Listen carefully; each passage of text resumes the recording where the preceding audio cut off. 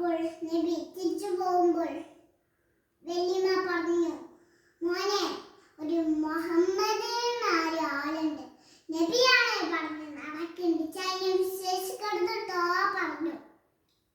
അവൻ നബി പറഞ്ഞു, വല്യമ്മ, ആ മുഹമ്മദ് എന്ന ആളാണ് ഞാന്.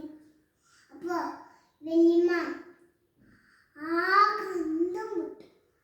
അപ്പോൾ നബിന്റെ ഈ നല്ല സ്വഭാവം കണ്ട്